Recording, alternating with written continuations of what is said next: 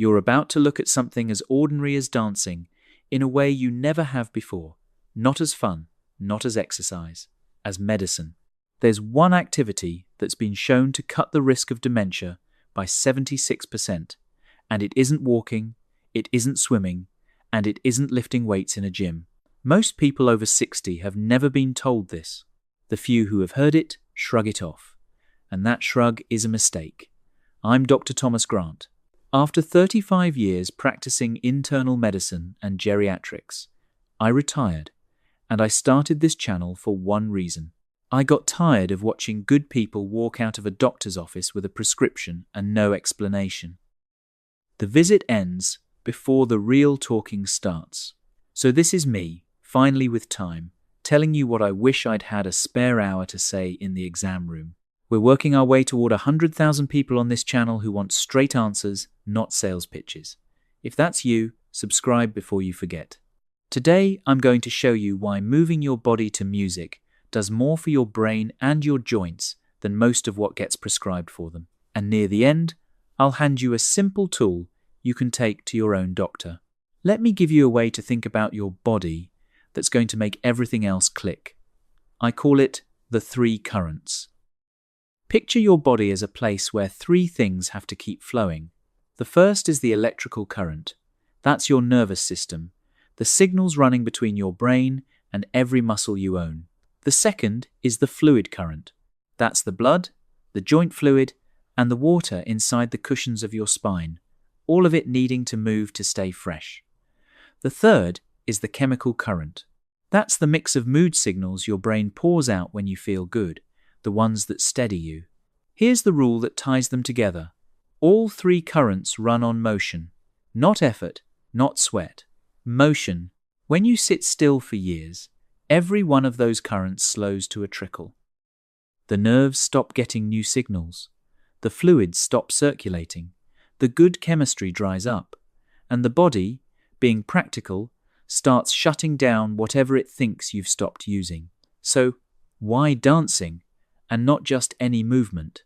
Because dancing is the only common activity that lights up all 3 currents at the same time. Walking moves your legs. A crossword nudges one corner of your brain. Dancing asks your brain to learn, your joints to flex in new directions, and your mood chemistry to switch on, all in the same 3 minutes. That's the whole secret. Keep the 3 currents in your head. Everything I tell you from here hangs on them. Let's start with the easiest one to feel in your own life. Your brain. You know the moment. You're standing in the kitchen and the name of your neighbour of 20 years just won't come. Or you walk into a room and forget why. Most people blame age and leave it there. Just getting old, they say, and they file it away as something to accept. That's the wrong file. Here's what's actually happening. Think of your brain as a forest with trails worn through it. Every skill, every memory, is a path walked so many times the brush stays clear. The trails you stop using grow over. The path disappears. When you do the same things, the same way for years, driving the same route, sitting in the same chair, your brain stops cutting new trails. It coasts on the old ones. And the old ones thin out. Now a lot of folks figure the answer is a crossword. Good instinct, wrong size. The research here is striking. Reading lowered dementia risk by about 1/3. Crossword puzzles, a little better, close to half. Plain aerobic exercise, the treadmill, the stationary bike, barely moved the number at all. That one surprised even the doctors. But dancing, learning steps, keeping time, coordinating your whole body lowered the risk by 76%. 76. More than double the crossword. Why such a gap? Because a treadmill lets your brain nap while your legs work. Dancing won't allow it. You're tracking the beat, planning the next step, balancing, feeling the music all at once. 6 regions firing together. A puzzle lights up one room. Dancing throws a party in the whole house. Picture the alternative if you ignore this. A woman I'll call Lorraine, 67, a retired librarian from Spokane, came in worried. For about a year, she'd been losing names, words, the thread of a conversation halfway through. Her testing came back normal, which is exactly the window where this matters most, because the damage hadn't set in yet. She'd told herself it was too late. It wasn't. She started a beginner line dancing class at her senior centre, 2 evenings a week. No pill, no specialist. 6 months later, she told me the fog had lifted, and she got through her granddaughter's wedding toast without losing her place once. So here's your move. You don't need a studio. 10 minutes a day in your living room, music you actually like, and one rule. Try a step you've never done before each time. The newness is the medicine. The second a move gets easy, it stops building trail. Now for one that flips what you've been told your whole life. Your spine. Almost everyone who's had back trouble has heard the same advice. Rest it, take it easy, protect your back. It sounds right, but it's backwards, and it's quietly making millions of people worse. Here's the part most people miss. The cushions between the bones of your spine, the discs, have no blood supply of their own. None. They can't feed themselves the way your muscles do. So how do they stay healthy? They drink. When you bend and move, the disc squeezes like a sponge in your fist, pushing old fluid out. When you straighten, it relaxes and pulls fresh fluid back in. Movement is the only way they eat. Sit motionless 8 hours a day, which is what most American adults do, and those sponges go dry. Dry, stiff, brittle. That's not healthy aging. That's the start of the herniated disc and the ache that never quite leaves. So when someone tells you the back pain comes from too much movement, in most cases, it's the opposite. It comes from a spine that quit moving years ago. Picture the bad version. The disc dries out, cracks, and the inner jelly pushes through onto a nerve. Now you've got pain shooting down a leg, numbness in the foot, and a conversation about surgery. The folks who avoid that aren't the ones who rested. They're the ones who kept their spines fluid. Dancing does something here no single stretch can match. Think of a slow wave that starts at the base of your skull and rolls all the way down your back, one bone at a time, like a ribbon catching wind. You see it in plenty of styles. That one motion mobilizes your neck, your mid-back, and your low back in a single sweep. A gym machine works one region at a time if you remember to use it at all. A man I'll call Roy, 64, a retired postal carrier from Knoxville, had carried mail for 30 years and then sat down hard for retirement. 6 years of low back pain followed, 2 rounds of therapy, a year of adjustments, no lasting relief. I asked him one question. When did you last just let your spine move freely, no goal, no count? He couldn't remember. We didn't add a treatment. We took something away, the stillness. Your move. A few minutes a day of slow, loose spinal waves, standing or seated. Let the back undulate instead of holding it rigid. You're watering the discs. That does more than the bottle in the medicine cabinet. Quick pause, because what's coming next turns the most heads. If this is making you rethink something a doctor told you years ago, hit subscribe. We're climbing toward 100,000 people who want the real mechanism, not just the prescription. And drop one word in the comments for me, the one part of your body that's been bothering you the longest. Knee, shoulder, back, hip. Just the word. I read them, and they shape the videos I make next. Now stay with me, because this next one is the one almost nobody believes until they understand it. Here it is. Your joints, and the belief I have to take apart, because I heard it 3 times a week, that moving wears your joints out, so you should go easy to save them. It's exactly wrong. The cartilage inside a joint, the smooth caps on the ends of your bones, gets fed by a slippery liquid called synovial fluid, and your joint only makes that fluid when movement loads it. Move the joint, the lining pumps out fresh lubricant, the cartilage drinks it in and stays smooth. Stop moving, and the tap shuts off. The cartilage goes dry, then rough, Then it grinds itself down. That's the real engine of the arthritis I saw in so many sedentary patients. Not the years, the stillness. So the knee that stays busy at 70 is often healthier than the knee that got babied at 55. Now here's what dancing teaches your body. Watch anyone moving to Caribbean, Latin, or West African rhythms, and you'll see the knees never lock. There's a soft little bounce, a constant gentle give. That bounce is gold. When you stand and walk with stiff, locked legs, every step drives the shock straight up into the cartilage, thousands of times a day, like a hammer tapping the same spot. When the knee softens to absorb each step, the big thigh muscles take the blow instead, and the cartilage is spared. That's the difference between a knee that lasts 90 years and one that's replaced at 65. It isn't just knees. Sit hunched and frozen at a desk for a decade, and the capsule around the shoulder slowly tightens and thickens. The end stage has a name: adhesive capsulitis, what most folks call frozen shoulder, where you genuinely cannot lift your arm past your chest. Painful, stubborn, months of therapy to undo. The simple prevention is moving the shoulder through its full circle, often. Those loose rolls and shimmies in dance? That's physical therapy hiding inside a song. Ignore all this, and the real cost is the slow surrender. First you stop reaching the top shelf, then the stairs, then a cane. Each surrender shrinks the world, and most of it traces back to joints that stopped being asked to move. Your move?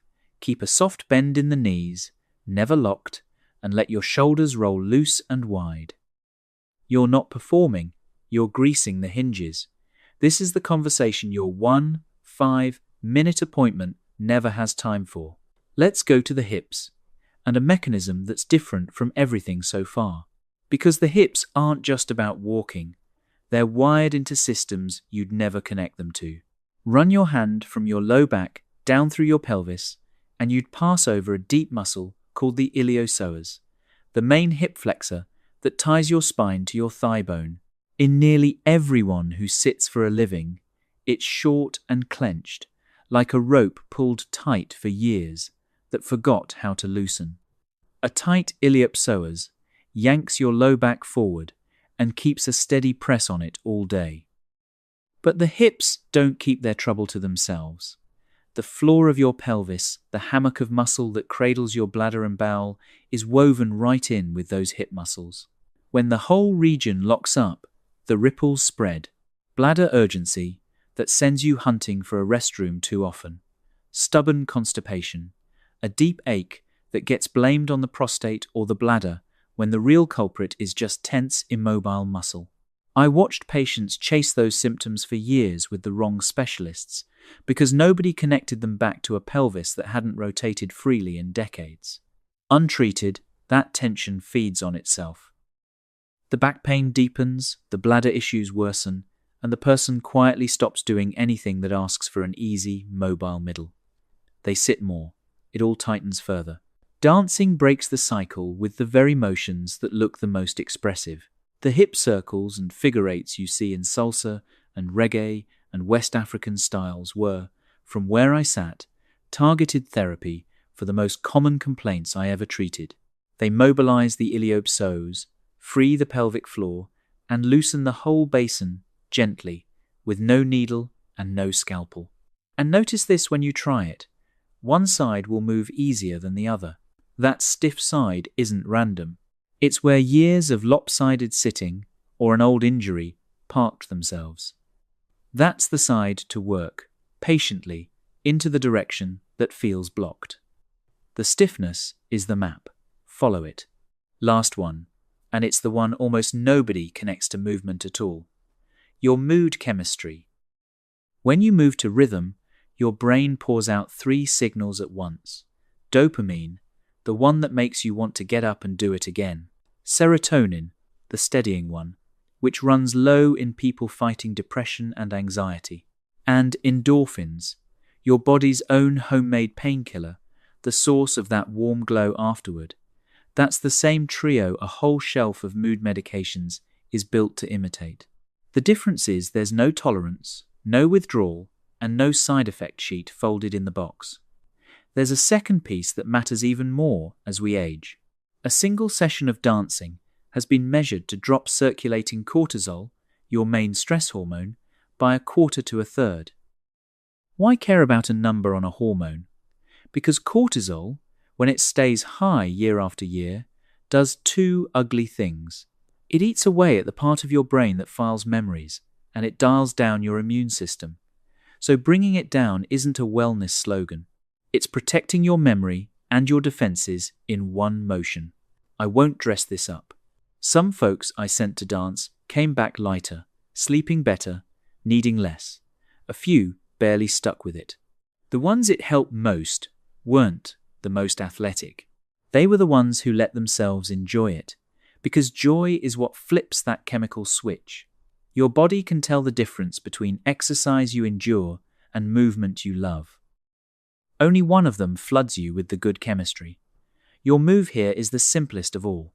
Pick music that genuinely moves you, not what you think you should play, and let yourself feel it. The enjoyment isn't a bonus, it's the active ingredient. So, let's pull it together. Your brain stays sharp when you keep learning new movement.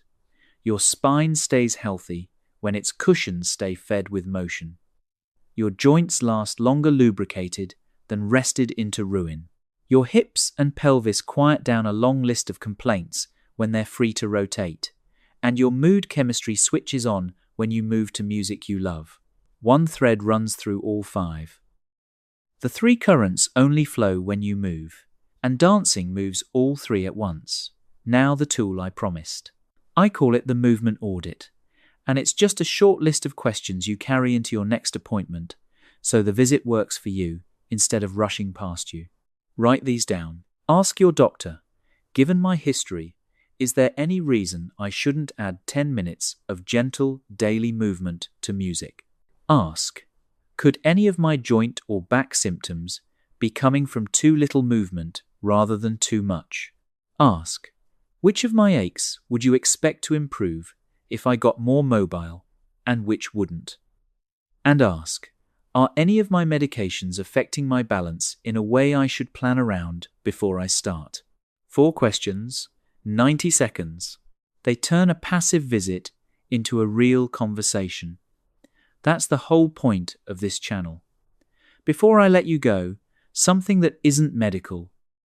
Somewhere along the way, a lot of people over 60 got handed a quiet story that says the best years are behind them, that the body is just running down, that the job now is to manage the decline. I've watched that story do more damage than most diseases because it talks people out of the very things that would help. So let me hand you a different one. You are not a chart number. You are not a 15-minute slot on someone's schedule. You are a living, adapting body that responds to what you ask of it at 60, at 70, at 80. You have the right to understand what's happening inside your own body in plain words. You have the right to ask why before you fill a prescription. And you have the right to expect more from your years than a careful decline. The woman who started line dancing at 67 didn't beat time. She just refused to sit still for it. That choice is available to you today, in your own kitchen, with whatever song comes to mind first. Nobody has to give you permission.